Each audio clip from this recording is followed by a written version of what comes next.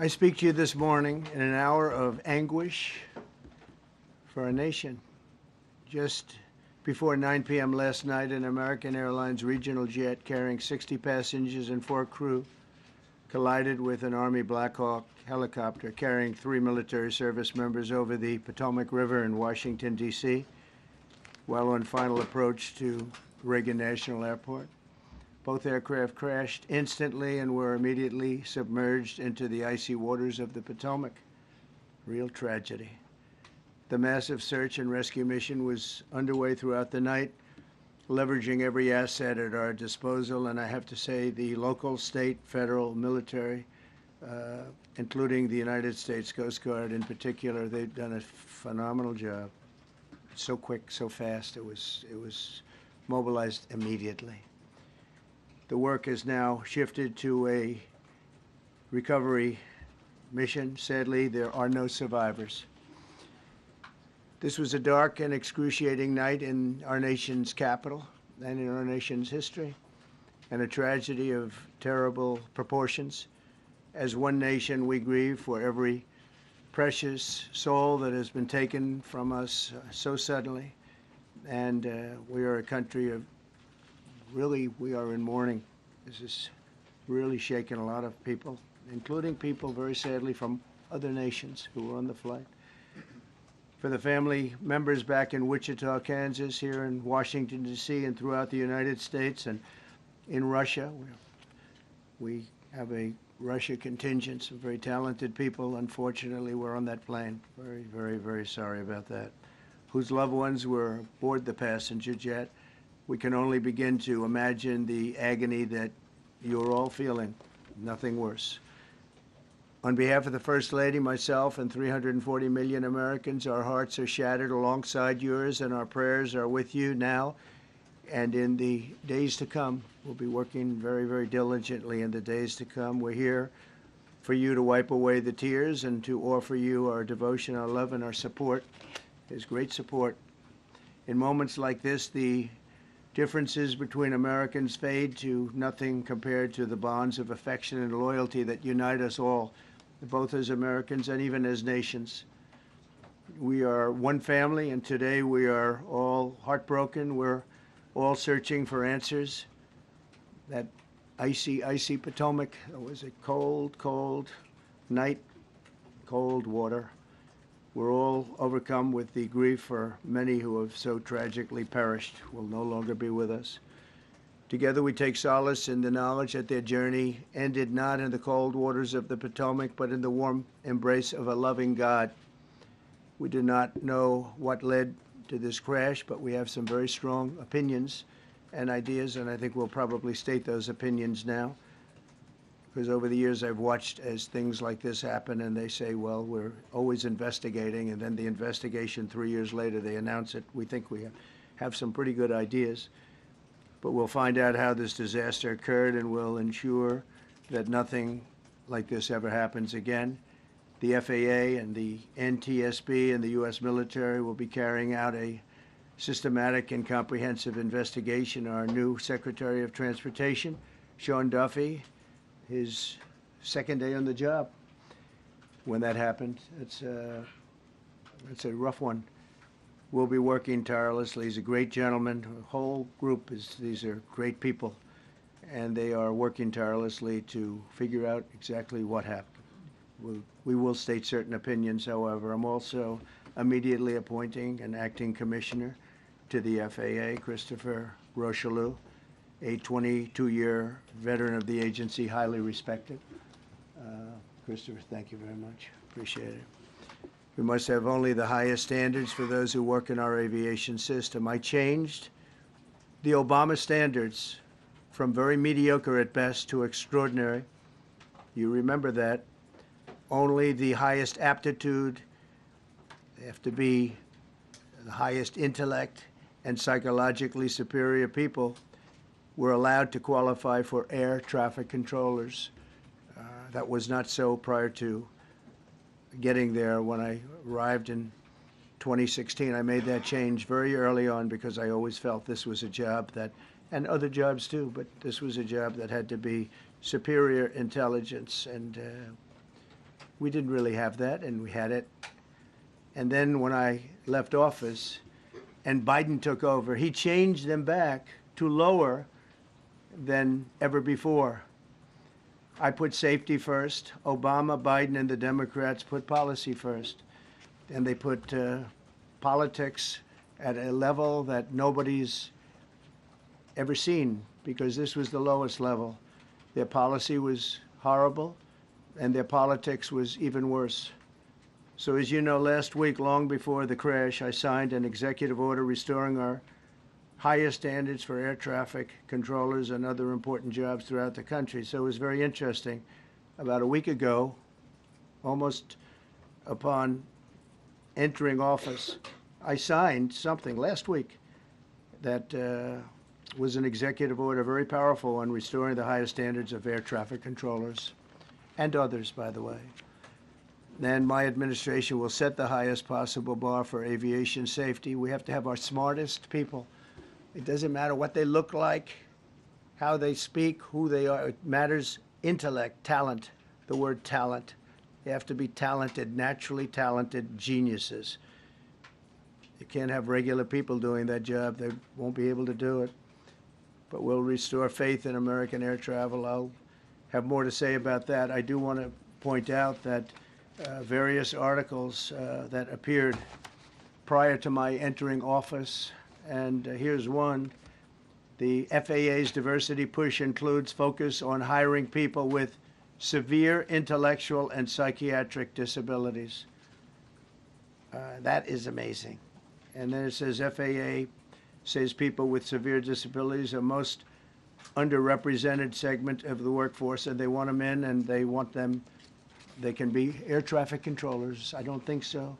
This was in January 14th, so that was a week before I entered office. They put a big push to put diversity into the FAA's program. Then another article, the Federal Aviation Administration. This was before I got to office, recently, second term. The FAA is actively recruiting workers who suffer severe intellectual disabilities, psychiatric problems, and other mental and physical conditions under a diversity and inclusion hiring initiative spelled out on the agency's website. Can you imagine? These are people that are, I mean, actually, their lives are shortened because of the stress that they have. Brilliant people have to be in those positions, and their lives are actually shortened, very substantially shortened, because of the stress, where you have many, many planes coming into one target, and you need a very special talent and a very special genius to be able to do it. Targeted disabilities are those disabilities that the federal government, as a matter of policy, has identified for special emphasis in recruitment and hiring. The FAA's website states they include hearing, vision, missing extremities, partial paralysis, complete paralysis, epilepsy, severe intellectual disability, psychiatric disability, and dwarfism all qualify for the position of a controller of airplanes pouring into our country, pouring into a little spot, a little dot on the map, a little runway. The initiative is part of the FAA's diversity and inclusion hiring plan. Think of that. The initiative is part of the FAA's diversity and inclusion hiring plan, which says diversity is integral to achieving FAA's mission of ensuring safe and efficient travel. I don't think so. I don't think so. I think it's just the opposite. The FAA website shows that the agency's guidance on diversity hiring were last updated on March 23rd of 22. They wanted to make it even more so. And then I came in, and I assume maybe this is the reason. The FAA, which is overseen by Secretary Pete Buttigieg, a real winner. That guy's a real winner. Do you know how badly everything's run since he's run this Department of Transportation? He's a disaster. He was a disaster as a mayor. He ran his city into the ground, and he's a disaster now. He's just got a good line of bullshit. The Department of Transportation is government agency charged with regulating civil aviation. Well, he runs it 45,000 people, and he's run it right into the ground with his diversity. So I had to say that it's terrible. Then it's a group within the FAA, another story, determined that the workforce was too white, that they had concerted efforts to get the administration to change that and to change it immediately. This was in the Obama administration just prior to my getting there. And we took care of African Americans, Hispanic Americans. We took care of everybody at levels that nobody's ever seen before. It's one of the reasons I won. But they actually came out with a directive, too white. And we want the people that are competent. But now we mourn and we pray, and would like to ask all Americans to join me in a moment of silence as we ask God to watch over those who have lost their lives and bring comfort to the loved ones. And I just want to say God bless everyone in this room. This has been a terrible, very short period of time. We'll get to the bottom of it. So we all saw the same thing. We've seen it many times. I've had the honor of hearing tapes. Tapes are scary, very scary tapes. You had a airliner coming in, American Airlines. He was doing everything right. He was on track. He was the same track as everybody else. They came in. It's probably the same track as they've had for 25 years or more. He's coming in the path. And for some reason, you had a helicopter that was at the same height, obviously when they hit, but pretty much the same height, and going at an angle that was unbelievably bad. When the air traffic controller said, "Do you see?" You know, he was talking about, "Do you see him?" But there was very little time left when that was stated. And then also he said, "Follow him in." And then almost immediately after that, you know, seconds after that, there was the crash that took place. Well, you follow him in, that means like everything's fine. Follow him in. You had a pilot problem from the standpoint of the helicopter. I mean, because it was visual. It was a very clear night. It was cold but clear, and clear as you could be. The American Airlines plane had lights blazing. They had all of their landing lights on. I could see it from the Kennedy Center tape. We had a tape up on the Kennedy Center. That seems to be the primary. Thus far, I'm sure we'll see other tapes because it's such an area where there are a lot of cameras looking up into the air, into space. So we'll probably see many other shots of it before too much time goes by. But we had a situation where you had a helicopter that had the ability to stop. I have helicopters. You can stop a helicopter very quickly. It had the ability to go up or down. It had the ability to turn. And the turn it made was not the correct turn, obviously. It did somewhat the opposite of what it was told. We don't know that that would have been the difference because the timing was so tight. It was so little. There was so little time to think. But what you did have is you had vision. The helicopter had vision of the plane because you had vision of it all the way, perfect vision of it all the way from at Kennedy Center where the tape was taken. And for some reason, there weren't adjustments made. Again, you could have slowed down the helicopter substantially. You could have stopped the helicopter. You could have gone up. You could have gone down. You could have gone straight up, straight down. You could have turned. You could have done a million different maneuvers. For some reason, it just kept going and then made a slight turn at the very end, and by that time it was too late. They shouldn't have been at the same height, because if it was at the same height, you could have gone under it or over it, and nobody realized, or they didn't say that it's at the same height.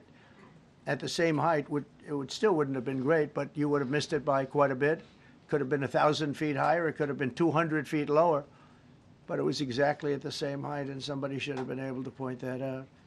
So all of this is going to be studied, but it just seems to me, from a couple of words that I like to use, the words common sense, some really bad things happened. and some things happened that shouldn't have happened.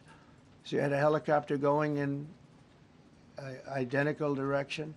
You had a helicopter that was at the exact same height as somebody going in essentially the opposite direction. You had a plane that was following a track, which is a track that every other plane followed.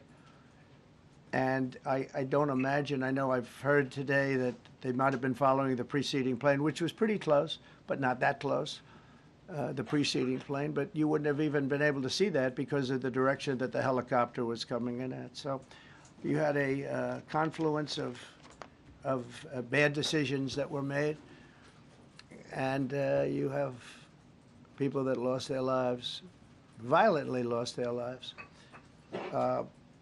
We're going to take a few questions. I'd like to ask our new Secretary of Transportation to say a few words. Sean Duffy, great gentleman, just started. It's not your fault, and I know you agree with me very strongly on intellect and even psychological well-being of the air traffic control. It's such an important position, and I think I can't emphasize stronger. I changed it when I first ran in 2016. I changed it. We had the highest standard that you could have, and then they changed it back. That was Biden, to a standard I read it to you. That was from one of your papers. One of the people in this room actually wrote that. And then I changed it back a few days ago. And unfortunately, that was, we'll see. We don't know that necessarily it's even the controller's fault. But one thing we do know, there was a lot of vision, and people should have been able to see that, at what point do you stop? At what point do you say, wow, that plane's getting a little bit close? So this is a tragedy that should not have happened.